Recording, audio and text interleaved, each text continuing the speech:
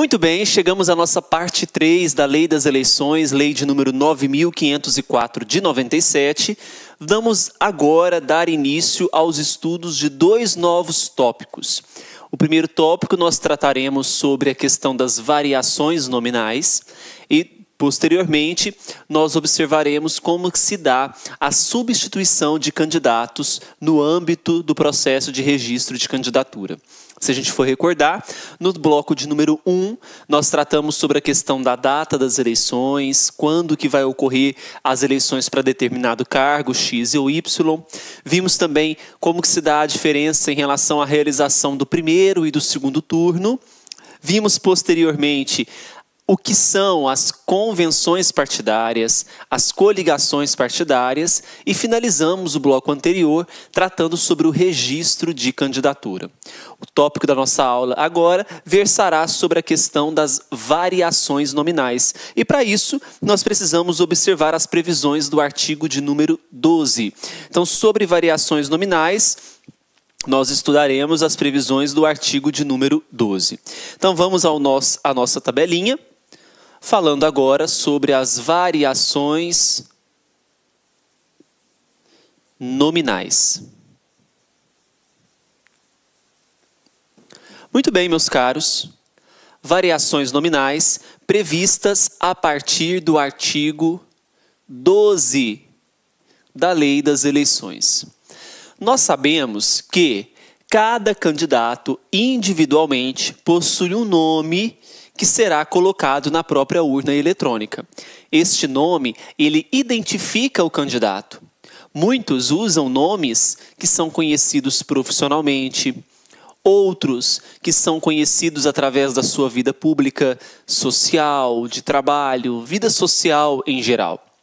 Bem, nós sabemos que o nome que singulariza aquele indivíduo, ele pode repetir, ser idêntico com o outro. E para isso, não causando ao eleitor uma certa dúvida de quem seja quem, a Justiça Eleitoral precisa criar mecanismos para que justamente possam diferenciar e resolver os problemas de homonímia. Então, a partir do artigo 12, nós teremos então a previsão legal de mecanismos que singularizam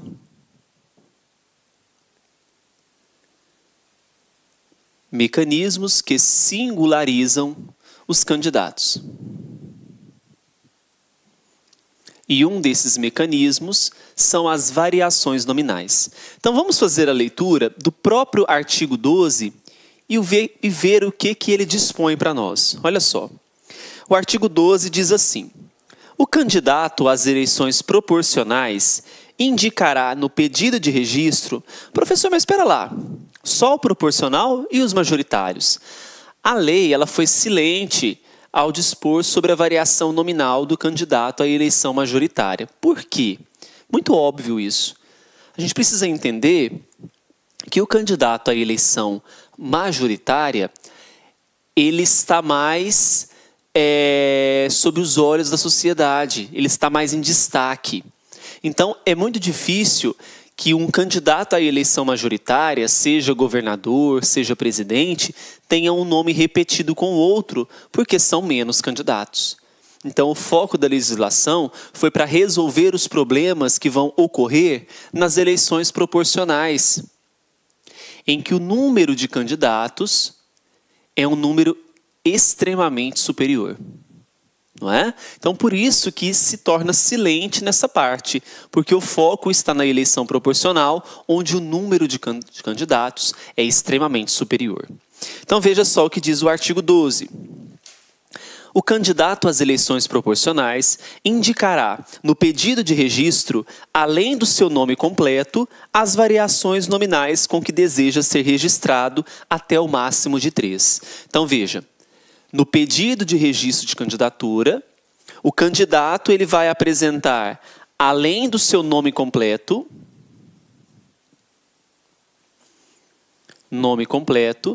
mais até 3 opções de nomes.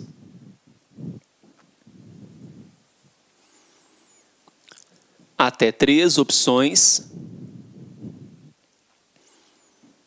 nominais. Veja, que poderão ser, então, essas opções nominais poderão ser prenome, que é o primeiro nome.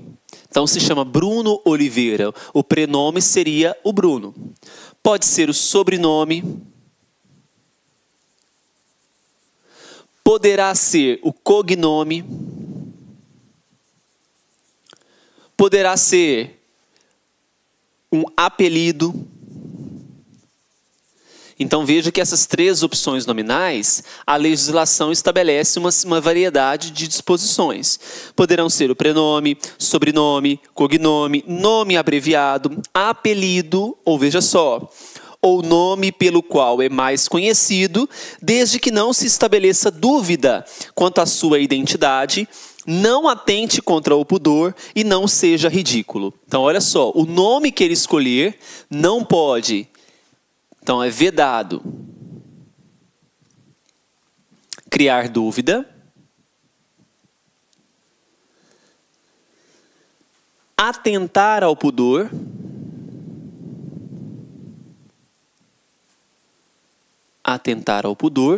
ou que seja ridículo. Então, não pode criar dúvida, não pode atentar ao pudor e nem ser ridículo. Então, essas são as possibilidades que nós temos aqui para os nomes. Ok? Dando continuidade. Mencionando em que ordem de preferência deseja registrar-se. Então, além do nome completo, ele vai registrar mais 3 opções nominais. Só que aqui, cuidado, é até 3. Dessas 3 opções nominais, vamos colocar um asterisco aqui e colocar um outro aqui. Ele precisará indicar a ordem de preferência. Indicar a ordem de preferência. Então, ele precisa indicar a ordem de preferência. Certinho? Muito bem. Aí vem o parágrafo 1º e diz assim: verificada a ocorrência de homonímia. Então, o que é a homonímia? Primeiro vamos conceituar aqui a homonímia. Homonímia. Homo, nímia, relacionado ao nome. Então, nós temos na homonímia idênticos nomes. Então, veja. Verificada a ocorrência de homonímia, a Justiça Eleitoral procederá atendendo ao seguinte, inciso 1º. Havendo dúvida, poderá exigir do candidato prova de que é conhecido por dada a opção de nome, indicada no pedido de registro. Então, quais são os procedimentos a serem adotados para que essa homonímia seja quebrada, seja regularizada? Então, a primeira hipótese: exigência de prova daquele nome. Exigência de prova. 2. Olha o que diz o inciso 2º. Ao candidato que na data máxima prevista para registro, que é até às 19 horas do dia 15 de agosto, esteja exercendo mandato eletivo ou tenha exercido nos últimos 4 anos. Então, não houve a existência de uma prova que comprove. Vamos passar para o segundo caso. Olha, ele já foi candidato com aquele nome. Ele já usou aquele nome. E aqui a legislação coloca que tenha exercido nos últimos 4 anos ou que nesse mesmo prazo se tenha candidatado com um dos nomes que indicou. Será deferido seu uso no registro, ficando outros candidatos impedidos de fazer propaganda com esse mesmo nome. Beleza? Não resolveu o problema, passemos para a previsão do inciso 3º. Ao candidato que pela sua vida política, social ou profissional seja identificado por um dado nome que tenha indicado, será deferido o registro com esse nome, observado o disposto na parte final do inciso anterior. Então, veja, não resolveu, será dada consideração à vida política, social ou profissional. Porque veja que o nome que foi usado, que é usado na vida política, social ou profissional, ele é mais conhecido do que um outro nome comum, né? Então, se dará prioridade àquele nome usado na vida social, política ou profissional. Muito bem. Quarto, tratando-se de candidatos cuja homonímia não se resolva pelas regras nos 2 incisos anteriores, a Justiça Eleitoral deverá notificá-los para que em 2 dias cheguem a um acordo. Então, a próxima previsão dar-se-á uma abertura de acordo no prazo de 2 dias. Então, acordo em até 2 dias. E, finalmente, a previsão do inciso 5º. Olha só o inciso 5º. Não havendo acordo no caso do inciso anterior, a Justiça Eleitoral registrará cada candidato com o nome e sobrenome constantes do pedido de registro, observada a ordem de preferência ali definida. Então, olha só. Não regularizou por conta da homonímia, vou utilizar o nome e o sobrenome que foi dado no pedido de registro. Então, nome e sobrenome.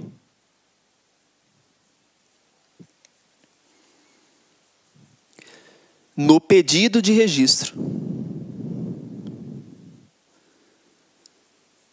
Então, a previsão do artigo 12, parágrafo 1º dos incisos 1 ao 5º, nós temos, então, como que regularizaremos as hipóteses de homonímia. Beleza? Então, vamos lá. Sobre as variações nominais, previsão no artigo 12 da Lei das Eleições. Essas variações nominais, elas são utilizadas justamente para singularizar o candidato, diferenciando o candidato do outro. A legislação, ela dá enfoque aos candidatos às eleições proporcionais, porém, aplica-se também às majoritárias, subsidiariamente. Então, aplica-se às eleições majoritárias. No ato de registro, o candidato precisa apresentar o nome completo, mais até 3 opções nominais, que poderão ser uma dessas aqui. Essas opções nominais não podem criar dúvida ao eleitor, não podem atentar ao pudor e, claro, não podem ser ridículas. E veja, esse candidato, ele precisa indicar a ordem de preferência que ele necessita. Até porque essa ordem de preferência, ela será muito útil no 5º episódio aqui da regularização da homonímia. Tudo bem? Se não deu tempo de anotar, pausa o vídeo e anote no seu material. Lembrando mais uma vez que o que nós estamos discutindo nos esqueminhas é justamente para você ter o que poder revisar com mais facilidade na hora da sua prova. Muito bem. Continuando, veja só o que diz o parágrafo 2º do artigo 12. A Justiça Eleitoral poderá exigir do candidato prova de que é conhecido por determinada opção de nome, por ele indicado, quando seu uso puder confundir o eleitor.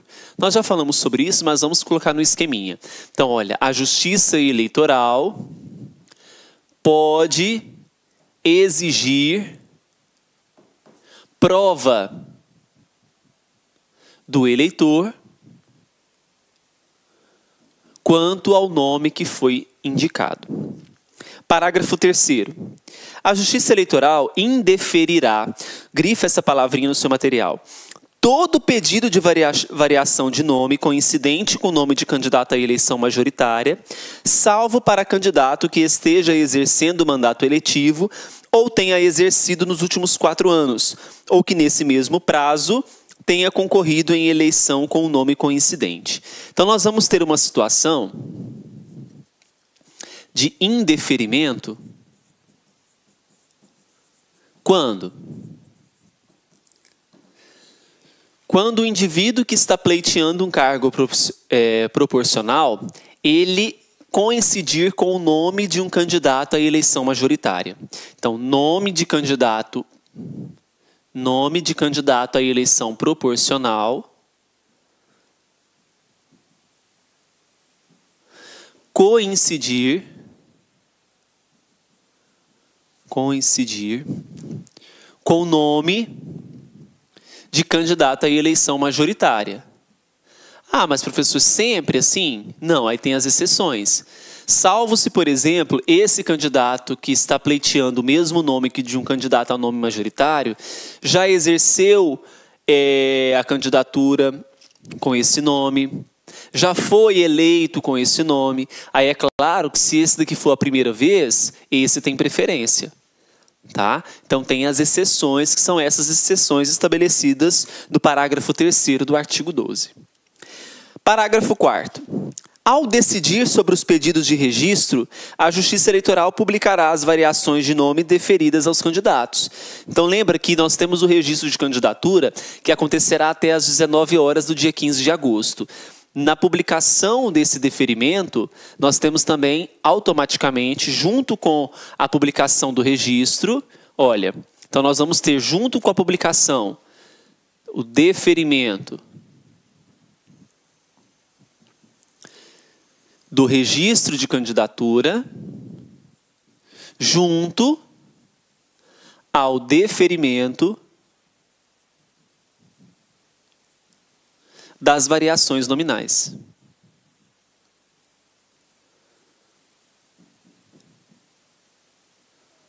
Ok? Então veja, junto com o deferimento de registro, nós teremos também a publicação dos deferimentos das variações nominais. Continuando, parágrafo 5º do artigo 12. A Justiça Eleitoral organizará e publicará até 30 dias antes da eleição as seguintes relações para uso de votação e apuração. Então, olha, até 30 dias antes das eleições, o que a Justiça Eleitoral publicará? Primeiro, a primeira ordenada por partidos com a lista dos candidatos em ordem numérica, com as 3 variações de nome correspondentes a cada um na ordem escolhida pelo candidato. Então nós vamos ter aqui uma relação de candidatos em ordem numérica. Não é ordem alfabética primeiro, mas as 3 opções de nome. 2. A segunda relação, então, terá com o índice onomástico e organizada em ordem alfabética. Índice onomástico é o índice de nomes em ordem alfabética.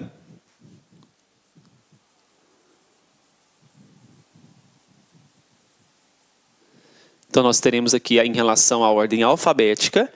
Nela constando o nome completo de cada candidato e cada variação de nome também em ordem alfabética, seguidos da respectiva legenda em número. Então vai ter as opções de nome em ordem alfabética.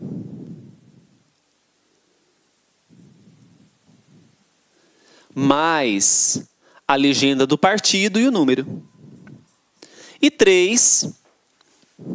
No caso aqui nós temos, vamos colocar aqui, que esse 3 aqui, nós temos o inciso 1º, a ordem numérica mais 3 opções, e a ordem alfabética mais opções em ordem alfabética. Essas 3 opções. Então o que a prova pode tentar confundi-los? Olha só, primeiro, que a segunda relação é em ordem numérica, mas a gente sabe que a primeira relação que é em ordem numérica e a segunda será na ordem alfabética.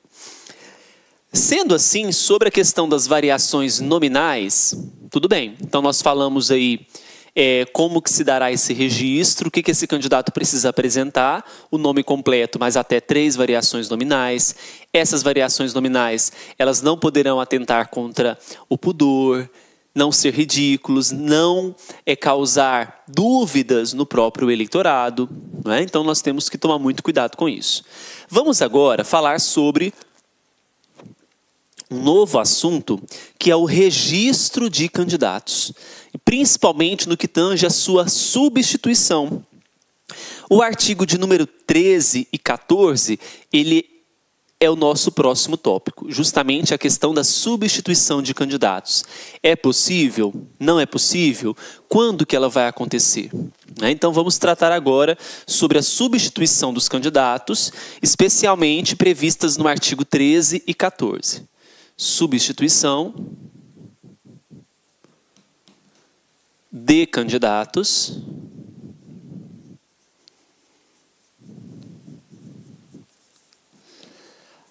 artigos 13 e 14 da Lei das Eleições.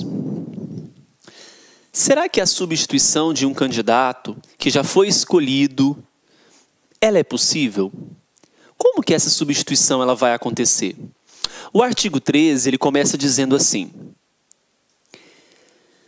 é facultado ao partido ou coligação substituir candidato que for considerado inelegível, que renunciar ou falecer após o termo final do prazo do registro, ou ainda tiver seu registro indeferido ou cancelado.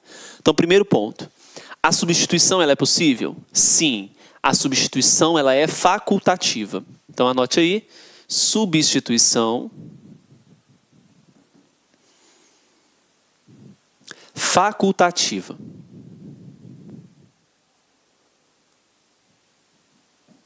Bom, se essa substituição ela é facultativa, ela pode ocorrer em quais hipóteses? Então nós vamos anotar aí quais são as hipóteses que pode ocorrer a substituição do candidato.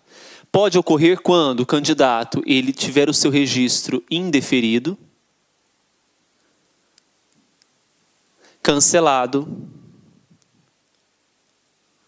quando ele falecer. Aí o artigo 13 ainda considera conosco quando ele for declarado inelegível ou quando renunciar. Inelegível, ou quando também esse candidato renunciar. Na verdade, nem é candidato, mas ele já foi eleito, né? Então, ele renunciou. Essas são as hipóteses. Aí vem o parágrafo 1º e diz: a escolha do substituto far-se-á na forma estabelecida no estatuto do partido a que pertencer o substituído. E o registro deverá ser requerido até 10 dias contados do fato ou da notificação do partido da decisão judicial que deu origem à substituição. Então, olha, o novo registro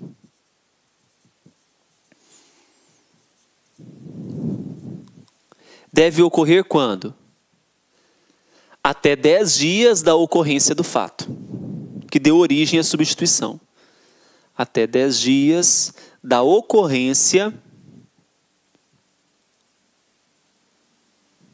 do fato, que deu, portanto, origem a essa substituição. Aí vem o parágrafo 2º.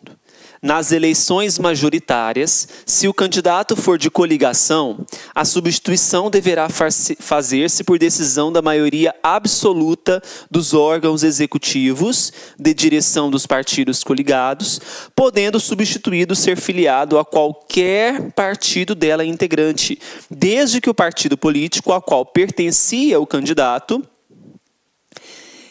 renuncie ao direito de preferência. Então vamos imaginar o seguinte: eu estou falando de eleições majoritárias. Então aqui tem a hipótese de eleição majoritárias. Então na hipótese de eleições majoritárias, eu estou trabalhando com os seguintes casos. Pode ser presidente, pode ser governador, pode ser prefeito. Aí tem uma formação de uma coligação. Formou-se uma coligação ABCD. A coligação ABCD, formada, portanto, entre os partidos A, entre o partido B, entre o partido C e entre o partido D. Tudo bem? Maravilha. Então tem esses 4 partidos que compõem a coligação. Tem o João, que ele é candidato, que pertence especialmente ao partido D. Só que esse João, ele teve o seu registro indeferido. Muito bem. A preferência pela substituição, ela cabe ao partido de origem, o D. Mesmo pertencentes a uma coligação. Só que o que acontece que a própria legislação traz para nós de diferencial? Se o D renunciar ao direito de preferência, se renunciar ao direito de preferência, o que vai acontecer se renunciar ao direito de preferência? Os outros partidos, o A, o B ou o C, poderão, neste caso, fazer o quê? Poderão preencher essa vaga do substituído. Entenderam? Olha só. Somente poderá passar esta vaga ao partido A, B e C, ou C, se o D renunciar ao direito de preferência. Isso não pode ficar esquecido de vocês. Tá? O D renunciou ao direito de preferência, substituição poderá ocorrer nos demais candidatos. Maravilha? Bom, continuando então. Tanto nas eleições majoritárias como nas proporcionais, a substituição só se efetivará se o novo pedido for apresentado até 20 dias antes do pleito, exceto nos casos de falecimento de candidato, quando a substituição poderá ser efetivada após esse prazo. Então, olha só, seja para as eleições proporcionais, seja para as majoritárias, o pedido de substituição, pedido de substituição, deverá ocorrer até 20 dias antes das eleições. Mas veja só, pessoal, tem uma exceção. Qual que é a exceção? A exceção será no caso de falecimento. Porque no caso de falecimento, poderá ocorrer após esse prazo. Então, olha, essa é a exceção. Até porque falecimento a gente não pode prever. Então, veja, até 20 dias antes das eleições, o pedido de substituição deverá ser feito, seja para as eleições proporcionais, sejam para as eleições majoritárias, mas há exceção para o falecimento que poderá ocorrer após esse prazo. Aí vem o artigo 14. Estão sujeitos ao cancelamento do registro os candidatos que até a data da eleição forem expulsos do partido em processo no qual seja assegurada ampla defesa e sejam observadas as normas estatutárias. Os estatutos dos partidos políticos, eles prevêem deveres e obrigações aos candidatos. Aos seus filiados, na verdade. Se o filiado ele fere um dever, fere uma obrigação prevista nesse estatuto, eles estarão sujeitos à expulsão daquele partido. Então veja, estão sujeitos ao cancelamento do registro dos candidatos, esses candidatos que ferem essas obrigações estatutárias. Poderão, então, ter o seu registro cancelado, desde que eu observe, desde que eu assegure a esse candidato ampla defesa. Tá bom?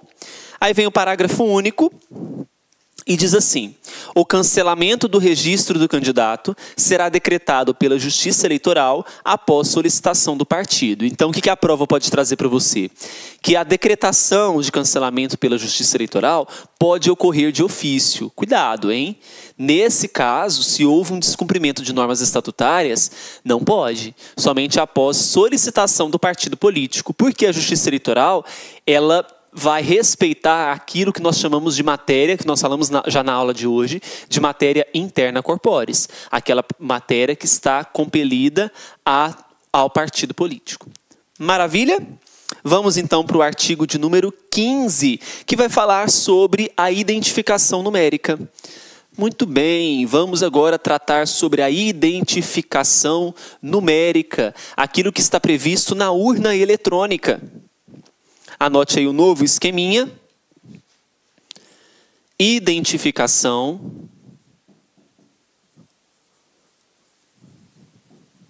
numérica. Como assim, professor, identificação numérica? Muito simples, gente. Quando você vai escolher um candidato na urna eletrônica, você vai digitar números. Cada candidato ele possui uma numeração específica, não é? Então, olha só. Primeiro vamos falar aqui sobre os chefes do Poder Executivo. Mas antes só, a identificação numérica então está prevista no artigo 15, Lei das Eleições. Vamos falar então sobre a identificação numérica dos chefes do Poder Executivo. Chefes do Poder Executivo. Eu tenho aqui o presidente,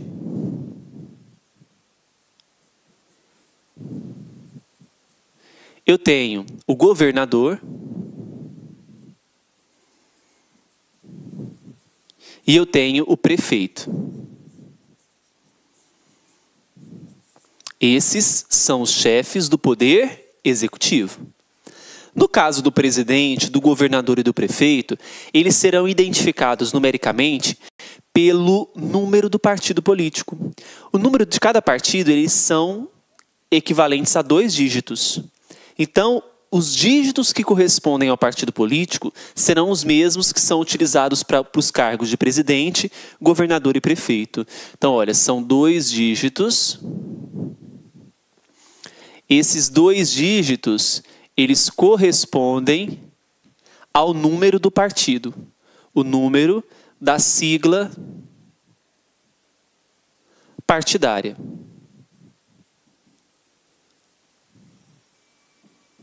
Ok? Então, esses números correspondem à sigla partidária.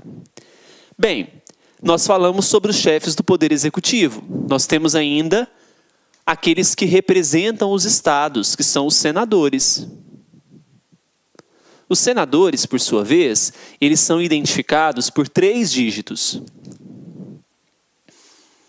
Mais uma vez, esses 2 dígitos iniciais, eles correspondem ao número da sigla partidária. Então, olha, presidente, governador e prefeito, 2 dígitos. Senadores, 3 dígitos, sendo que os 2 iniciais correspondem ao número da sigla partidária.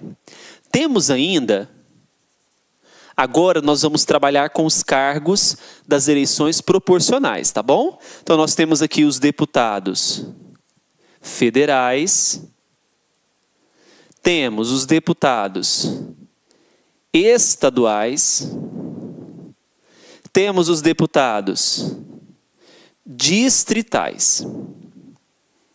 Ah, professor, tem ainda os vereadores. Calma lá. Os deputados federais são 4 dígitos. Mais uma vez, os 2 iniciais correspondem à sigla partidária. Os deputados estaduais e distritais são 5 dígitos. Mais uma vez, os 2 dígitos iniciais corresponderão à sigla partidária. E, finalmente, aqueles cargos das eleições municipais, que são os vereadores, faltam eles, não é? Eles são os mesmos números de dígitos correspondentes aos deputados estaduais e distritais. Portanto, são quantos dígitos? 5. Então, são 5 dígitos, sendo que... Olá, meus amigos, minhas amigas, sou o professor Luiz Antônio de Carvalho e estou aqui para fazer um convite muito especial para a galera que acabou de assistir essa pequena aula aí, demonstrativa com o professor Bruno de Oliveira. Vocês já perceberam aí a qualidade e a competência do professor Bruno de Oliveira. O professor Bruno, eu afirmo sem medo de ser feliz, é um dos melhores professores de direito eleitoral disponíveis que estão militando hoje em concursos públicos no Brasil. E atenção, nós aqui do Lá Concursos, nós separamos uma isolada com o professor Bruno de Oliveira. É o curso dele 2017, super atualizado, super competitivo, com muitas questões de concursos aí, por apenas, preste atenção, por apenas R$40. Então, um curso com o professor Bruno de Oliveira, isolada, direito eleitoral, R$40. Quer se matricular? Só clique aqui embaixo que você tem um link que você vai fazer sua matrícula no site laconcurso.com.br. E além disso, eu quero dizer para vocês o seguinte, nós aqui do Lá Concurso, nós temos aí combos completaços para todos os concursos dos tribunais eleitorais aí, TREs do Brasil. Então, nós temos combos completados, com português, matemática, direito administrativo, constitucional, administração pública, regimento interno, noções de sustentabilidade e assim por diante. E os nossos preços são preços super competitivos, são preços populares com extrema qualidade. Isso você só encontra aqui no Lá Concurso. Bacana? Ah, já ia esquecendo. Se você deseja ter esse material de apoio do professor Bruno, só clicar aqui embaixo que tem um link para você fazer o download desse material gratuitamente. Tá certo, meus amigos? Então, forte abraço. Espero vocês aqui no LAC. Fui. Obrigado. Tchau. Clique lá.